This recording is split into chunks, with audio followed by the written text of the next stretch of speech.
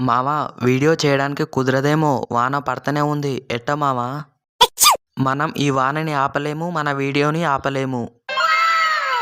నువ్వు రాసుకున్న కాన్సెప్ట్ బయటికి పోయే చేసేదిగా మామ. బయటికి పోతే సెల్లు తడిసిపోతుంది.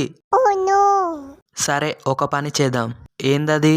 ఇక్కడనే ఇదే విధంగా కూర్చొని వీడియో చేద్దాం. ఎట్టది?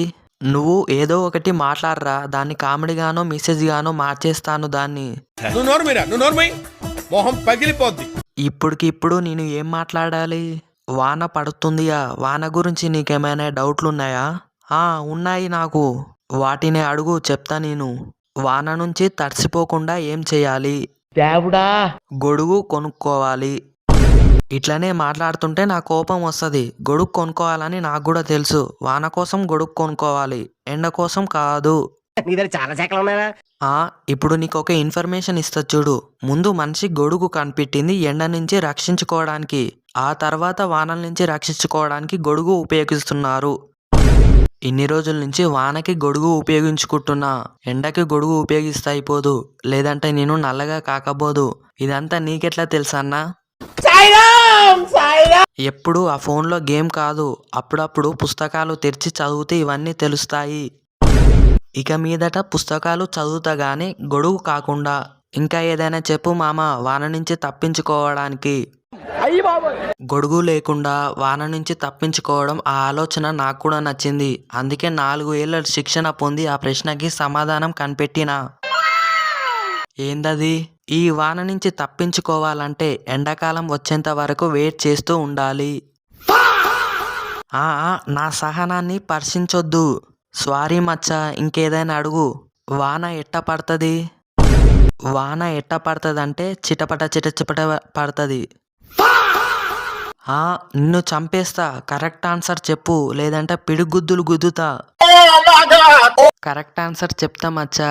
వాన ఎట్ట పడుతుందంటే, ఇప్పుడు మనకి పట్టరాని ఆనందంతో నవ్వినమనుకో కళ్ళల్లో నీళ్ళు వస్తాయిగా. అవునుగా. ఆ విధంగా మేఘం కూడా పట్టరాని ఆనందంతో నవ్వినప్పుడు తన కళ్ళల్లో నుంచి నీళ్లు వస్తాయిగా, ఈ చినుకులు. అంత నవ్వు మేఘానికి నవ్వు ఎవరు తెప్పించారు? మనమే. మన స్కిట్లు చూసి మేఘం హాయిగా నవ్వుతుంది.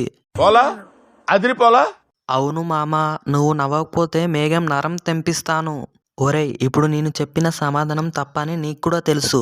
ఇంతసేపు నీకు చెప్పిన సమాధానం తప్పని కుక్కలాగా మొరిగి మన స్కిట్లు వల్లే మేఘం ఆనందంతో ఉందని అంటే అవును మామ అని ఏమి జీవిస్తున్నావురా నువ్వు? అప్పుడు ఒకసారి పెద్ద వాన వచ్చి మొత్తం కొట్టుకపోయిందియా. దానికి కారణం ఏంటి మామ? దానికి కారణం మేఘానికి కడుపు మంటతో కన్నీళ్లు. దేనివల్ల వస్తాయి మామ కన్నీళ్లు మేఘానికి?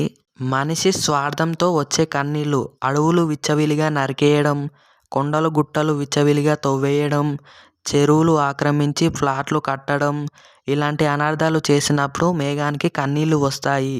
విపత్తుల వల్ల ఏమైనా లాభం ఉందా మామ? విపత్తులు అంటేనే నష్టం, కానీ కొన్ని లాభాలు ఉన్నాయిరా మామ. ఏంటది మామ? విపత్తుల ముందు, విపత్తు తర్వాత మన ప్రభుత్వం ఎలాంటి చర్యలు తీసుకుంటుందో దాన్ని బట్టి మన పరిపాలిస్తున్న ప్రభుత్వం సమర్థవంతమైనదా కాదా అలా తెలుసుకోవచ్చు. ఇంకా ఏమైనా తెలుసుకోవచ్చా? మన చుట్టూ ఉన్న మహారాజులని తెలుసుకోవచ్చు. అది ఎట్ట మావా? విపత్తులు వచ్చినప్పుడు డబ్బున్నోడు ఎవడో సాయం చేయడు. కొంతమంది చేసేదే అదే కొంతమంది మనసున్న మహారాజులు.